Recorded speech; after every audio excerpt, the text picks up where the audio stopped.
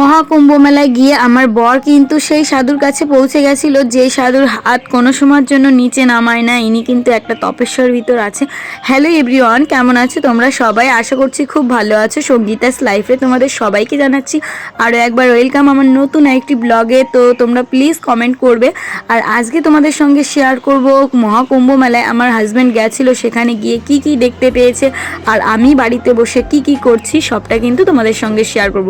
তোমরা কিন্তু কেউ ব্লগটা স্কিপ করো না, প্রথম থেকে দেখতে থাকো। তো সকাল সকাল দেখো এক কাপ চা নিয়ে এখানে বসে পড়েছি, আর মেয়েকে পড়াতে এসছে প্রাইভেট, তো ওকে দিয়ে এসছি চা, আর আমি কিন্তু এখানে বসে চা খাচ্ছি। আর এই কাকিমা কিন্তু আবারও গরু কিনে নিয়েছে, তাই কিন্তু আমাদের বাড়ি থেকে ফ্যান জলটা নিয়ে যাচ্ছে। সকাল সকাল আমি কিন্তু এই উনুনের পাড়ে বসে চাটা খাচ্ছি আর ভাবছি উনুনটায় কি করা যায়, সেটা তো করব, তোমাদের সঙ্গে শেয়ারও করব। আজকে সকালবেলাও আমার শাশুড়িমা বলেই দিল যে রান্না বান্না কিচ্ছু করার দরকার নেই, আমি এখানে রান্না করব, এখানেই খাবে। মানে গুরুজনের একটা আলাদা মানে সেইভাবে বলাটা, তাই আমি কিন্তু আর ফেলতে পারিনি। সকাল সকাল আমার শাশুড়িমা পিঠে বানাচ্ছে, আর আমার কিন্তু ননদে এসেছে।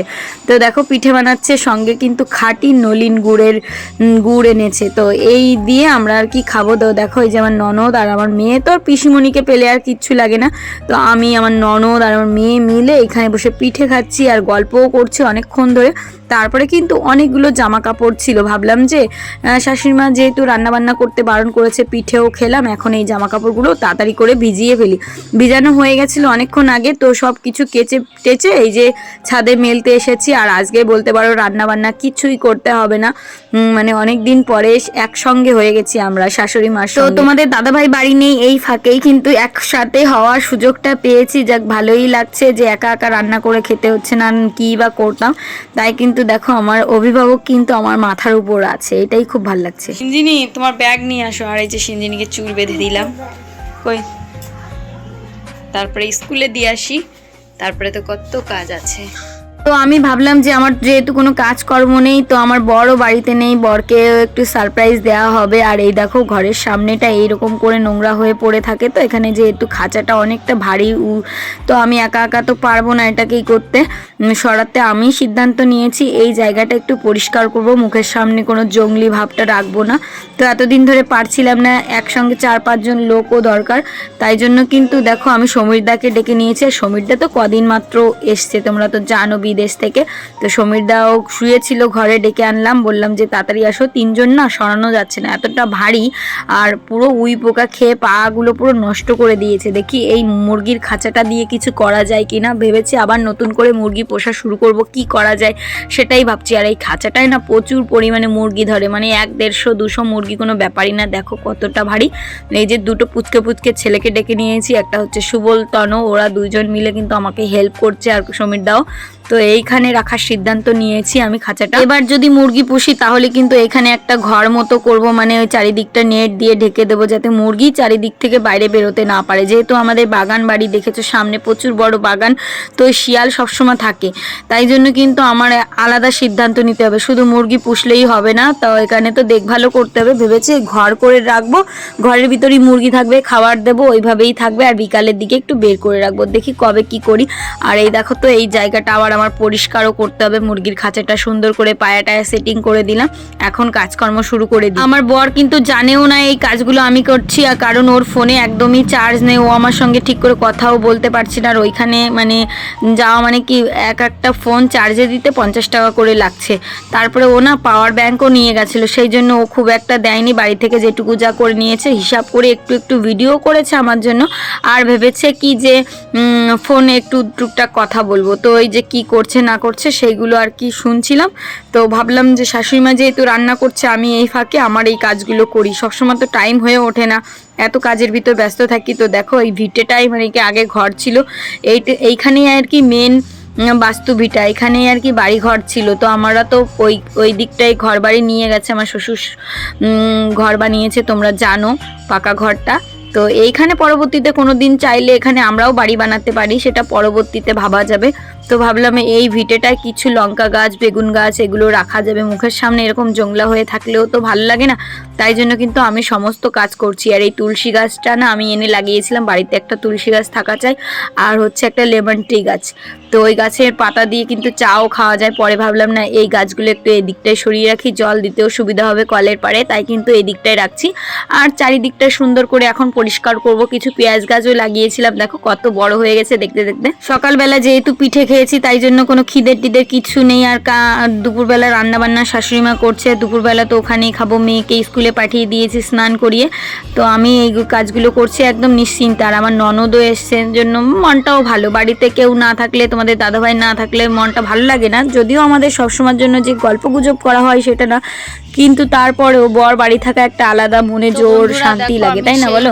তো সেই জিনিসটা তো হচ্ছে না। এখানে পরিষ্কার করলাম আর উনুনটা একটু ঠিক করেছি। প্রথমে ভেবেছিলাম আমি মানে ওই ঝিকের উনুন বানাবো, কিন্তু পরে ভাবলাম না এত কালি পড়বে, দরকার নেই, তার থেকে পাইপের উনুন বানাই। পাইপ চারিদিকে খুঁজলাম, কোথাও পেলাম না। তারপরে সিদ্ধান্ত নিলাম যে না আমি মাটি দিয়েই করব। তো মাটি দিয়ে সব কিছু করেছি। তার ভিতর আজকে সকালবেলা থেকে কোনো রান্না বান্না কিছুই হয়নি। মেয়েকে শুধু মানে ম্যাগি বানিয়ে দিয়েছি। আর সকালবেলা শাশুড়ি মার কাছ থেকে কটা ছাঁচের পিঠে খেয়েছিলাম, 3-4টে মতো। আর ভাত আছে, যদিও সে ভাতগুলো এখন আর খাওয়া যাবে না।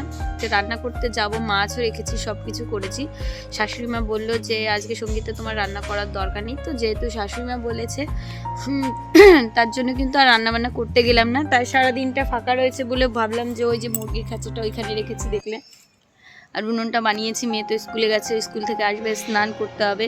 মানে একটা টাইম ফাঁকা পেলে মনে হয় যে সংসারের কাজ করি, সংসারটাকে সুন্দর করে সাজাই। আর আজকে আমার বর তো ওই কুম্ভ মেলার ওখানেই আছে, পুরো মেন যেই জায়গাটা যেখানে হচ্ছে অমৃত স্নান করবে, গঙ্গা যমুনা সরস্বতীর মিলনস্থল। তো তোমাদের সঙ্গে তো ভিডিও শেয়ার করব। তো যাই হোক, কালকের ভিডিওটা এডিট করা হয়নি। কালকে সারাদিন বলতে পারো ল্যাথফরের মতো ছিলাম, একটু ভালো লাগছিল না। তারপরে ভাবলাম যে না, এইভাবে বসে থাকলে তো হবে না, ভিডিওটা এডিট করতে হবে। তো এখন স্নান করব, শাশুড়িমার থেকে খাওয়া দাওয়া করে ভিডিওটা এডিট করে আপলোড করব। তো স্নান হয়নি, 3টে প্রায় বেজে গেল। চলো তোমাদের দেখাই উনুনটা কেমন বানিয়েছি। এখন উঠি, অনেকটা কাজ করেছি তো কষ্ট হয়ে গেছে। তো ঝিকের উনুনটাকে কি বানিয়েছি, এইরকম বানিয়েছি, কারণ এইরকম বানালে কালি পড়বে না। হাঁড়িটা বসে যাবে, কড়াইটা বসে যাবে। আর ছোটো ছোটো হাঁড়ি কড়াই কিনবো যাতে রান্না হয়, মানে এটা ঘরের উনুনই বলতে পারো। আর এখানে আমার মেয়ের উনুনটা বানিয়েছে। আর এই উনুনটা আমার মেয়ে ভাটিয়ে ফেলেছে, এটাকে আবার একটু সুন্দর করেই করতে হবে। তো চলো, ফোনে চার্জ নেই, এখন বাড়িতে যাই, পরে একটু একটু করে কাজ করবো। আরও গোছানোর দরকার ছিল, কিন্তু আজকে আর পারছি না, মাথাটা শেষ, ব্যথা খুব। বর বাড়ি না থাকলে রান্নাবান্নাও করতে ইচ্ছা করে না, কি আর বলবো, খাওয়া দাওয়া তো। তারপরে দেখো বন্ধুরা, স্নান করে একদম চলে এসেছি। আমার শাশুড়িমা রান্না করেছে চিংড়ি মাছের বড়া, এই যে উচ্ছে আলু দিয়ে তরকারি, আর হচ্ছে শাকের ঘন্ট, আর ওখানে চৈতালি দিয়েছে মাংস। তো আমার ননদ, শাশুড়ি, আমরা সবাই মিলে একসঙ্গে খাওয়া দাওয়া করব। আর তোমাদের দাদাভাই আমাকে অনেক ভিডিও পাঠিয়েছে, চলো তোমাদের শেয়ার করি। এই যে হচ্ছে নাগা সাধু, এই সাধুগুলো কিন্তু এখানে বসেছে খুব সুন্দর করে। দেখো কত ভিড় হয়েছে। ওরা কিন্তু প্রথম দিন গিয়ে টেন্টে ছিল, তারপরের দিন সারাদিন টাইম পেয়েছে এইভাবে ঘোরার পুরো মাঠে। আর মেলা, কুম্ভ মেলা তো আর একটা দুটো জায়গা না, সেটা বহুত এরিয়া নিয়ে, ভীষণ বড়। তোমরা সবাই জানো, মোবাইলে কত রকমের ভিডিও দেখছো, আমি আর কি বলবো। আমাদের তো যাওয়ার সৌভাগ্য হয়নি, কিন্তু আমার হাজব্যান্ড গেছে। আমি মনে করি আমার হাজব্যান্ড গেছে, আমিও সেই সূত্রে চলে গেছি। আর এই জিনিসটা বারবার দেখছি না, সেটাকে উপলব্ধি করতে পারছি। এত যে শান্তি লাগছে, খুব ভালো লাগছে। 144 বছর পরে এই শুভ দিনটা এসেছে। আমাদের 3 পুরুষ জন্ম নেওয়ার পরে কিন্তু এই দিনটা আর পাবো না, জানি না। আমরা তো মানে সেইভাবে পুণ্যি করে আসতে পারিনি, তাই আমরা যেতে পারলাম না। আর এখানে যেতে গেলে না খুব কষ্ট করতে হবে, তো অনেক কষ্ট করে গেছে, তাই কিন্তু ওরা সেই ফলটা পেয়েছে। দেখো ওরা কিন্তু সব জায়গায় ঘুরছে খুব ভালোভাবে। আর সাধুদের আশীর্বাদও নিয়েছে আমার হাজব্যান্ড, যেটুকু পেরেছে আমার কথা মতো যে এই ভিডিওগুলো করেছে, আমি তার জন্য অনেক খুশি। আর এই জিনিসগুলো যে আমি দেখতে পাচ্ছি ওর থ্রুতে, সেটাও তো ভালো। তো প্রতিটা জায়গায় কিন্তু ও দাঁড়িয়ে দাঁড়িয়ে ভিডিও করেছে। আর তোমরা কে কে কুম্ভ মেলায় গেছো কিংবা যাবে সিদ্ধান্ত নিয়েছো, অবশ্যই কিন্তু কমেন্ট করবে। আর পরবর্তীতে আমার হাজব্যান্ডের থেকে শুনে আমি অনেক কিছু তোমাদের টিপসও দিতে পারবো, যে কোথায় গেলে, কোথায় কিভাবে গেলে ভালো পারবে। তো সব জায়গায় কিন্তু ঘুরছে দেখো। আর এখানে কিন্তু এই সাধুটাকেও দেখলো। জয় সিয়ারাম।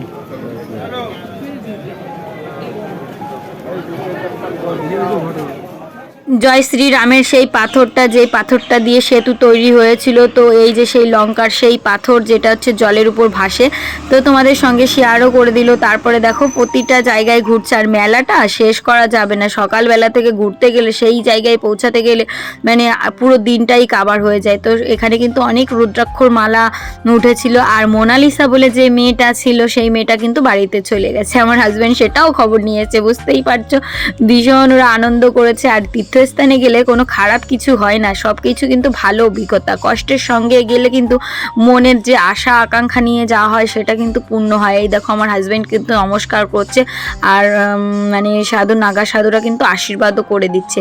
তারপরে কিন্তু ওর হাতে প্রসাদ দিয়ে দিল, এখন ও প্রসাদটা নিয়ে এখন খাবে। তাই বলছিল যে এই প্রসাদটা কি করব। আমি একটু ভয়েসটা মিউট করে দিলাম, কারণ এখানে অনেক আওয়াজ হচ্ছিল, তোমাদের শুনতে অসুবিধা হওয়ার কারণে কিন্তু আমি ভয়েসটা দিচ্ছি।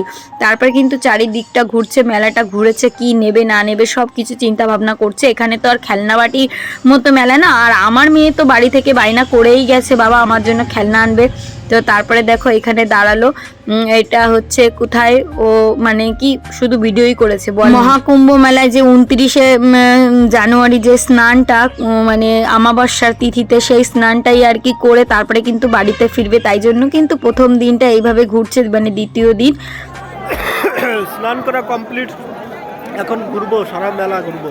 কোথায় কি আছে ওখানে, বড় হনুমান মন্দির, তারপরে অগরি বাবা,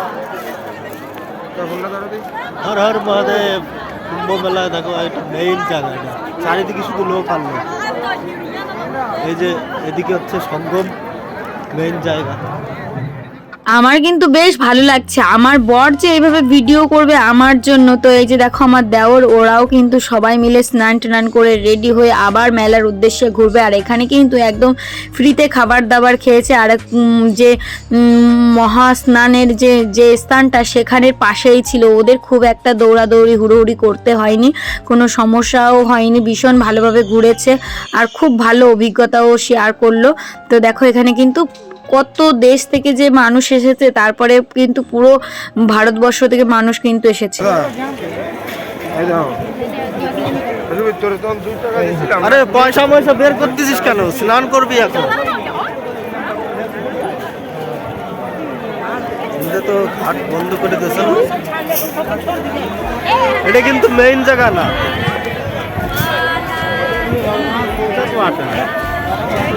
মেইন সঙ্গম ঘাট ওইদিকে। আমরা আছি ত্রিশূল ধারে। পিছনে থাকো, আছে আছে, চলো। চ্যান্ডা করে তাহলে গামছাটা ধুয়ে আসবানি, বুঝলি? নাহলে গামছা নিয়ে ঘোরা যাবে না।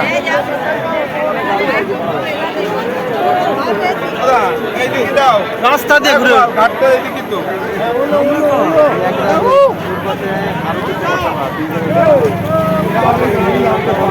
পুলিশের সব জায়গায় ব্যবস্থা আছে, সুন্দর পরিবেশ, পুলিশ খুব সুন্দর ব্যবহার এখানে।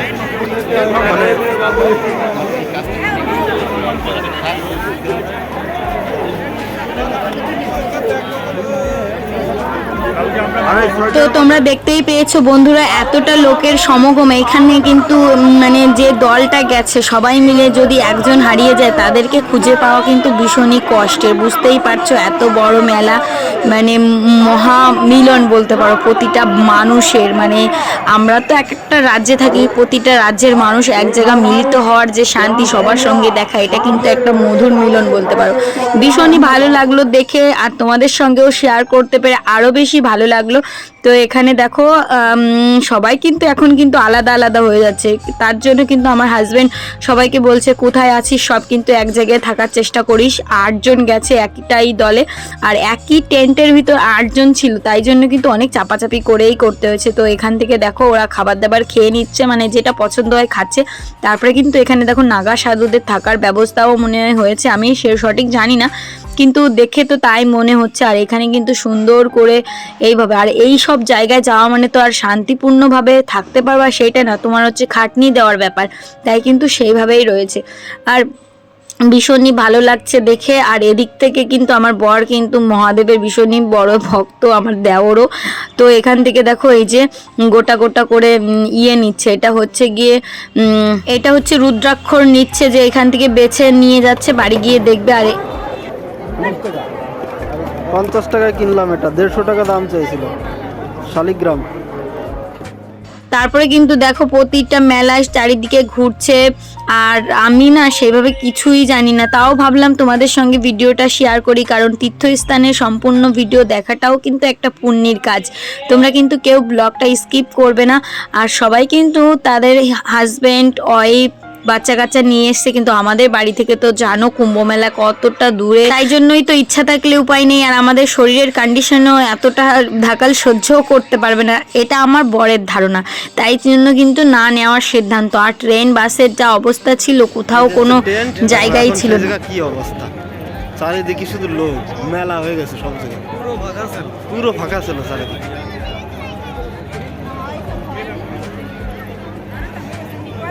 এই যে আমাদের টেন্ট, আমরা তো মেলার ভিতরেই বাস করছি।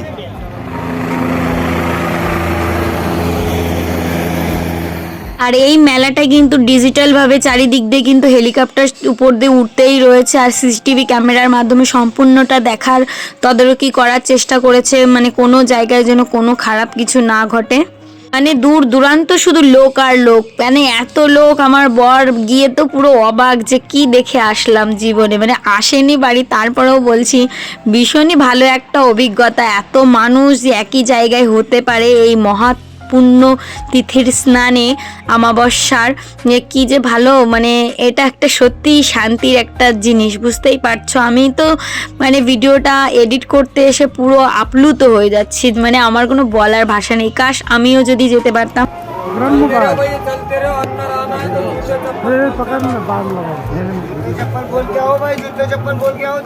তো দেখো এই বাবাটা কিন্তু অনেকটা ভাইরাল হয়েছে, এই বাবাটা কিন্তু হাত সবসময় উঁচু করে রাখে, সেই বাবাটার কাছেও গেছিল, মানে অনেক জিনিসই দেখেছে, কিন্তু কাটাওয়ালা সেই বাবাটাকে কিন্তু এই মেলা থেকে অনেক কিছু মেয়ে ছেলে না কি একটা ঝামেলার কারণে কিন্তু ওনাকে আর দেখা যায়নি। আমি বলেছিলাম ওনাকে যদি দেখতে পাও একটু তুলে নিয়ে এসো।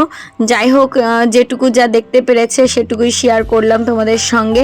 তো আমার বর দেখো স্নান করা হয়ে গেছে, ওদের দুপুরবেলার খাওয়া দাওয়া হবে। এখানে কিন্তু আশ্রমের মতো একটা ব্যবস্থা করেছে, যেখানে খাওয়া দাওয়া করবে, আর লোকের পর লোক একদল দিক দিয়ে যাচ্ছে আর একদল ফিরছে, এরকম কোথাও হতেই রয়েছে, কারণ এখানে তো স্নানের সময় একটা নির্দিষ্ট টাইমে আছে। আর এদিকে দেখো পুলিশগুলো এতটা ভালো, আমার বরের মুখ থেকেই শুনবে, সবার ব্যবহার এতটা ভালো, সবার সঙ্গে খুব ভালো ব্যবহার, খুব সুন্দর একটা পরিবেশ, যেখানে কোনো সব কিছুর একটা আলাদা মিলনস্থল তিথি সেরকম একটা। দেখো উপর দিয়ে কিন্তু সবসময়ের জন্য এই যে হেলিকপ্টার ঘোরাঘুরি করেই যাচ্ছিল, কত বড় মেলা, মানে কি মেলা সারাদিন ঘুরলেও শেষ করা যাবে না এরকম একটা সময়।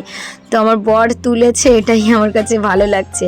তোমরা কিন্তু কমেন্ট করবে তোমাদের আজকের ব্লগটা কেমন লাগলো বন্ধুরা, আমার তো ভীষণই ভালো লেগেছে দেখে।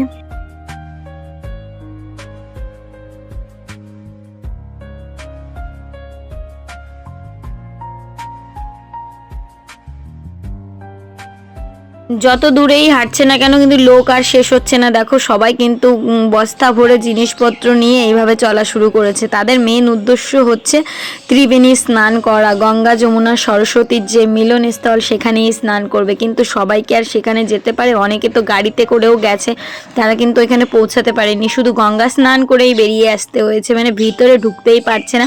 আর মোদি অমিত শাহ স্নান করতে এসেছিল, তাই জন্য কিন্তু অনেক জায়গায় গেটও বন্ধ ছিল। তাই আমি তোমাদের সঙ্গে কিন্তু একটু একটু করে সব কিছু শেয়ার করে দিলাম।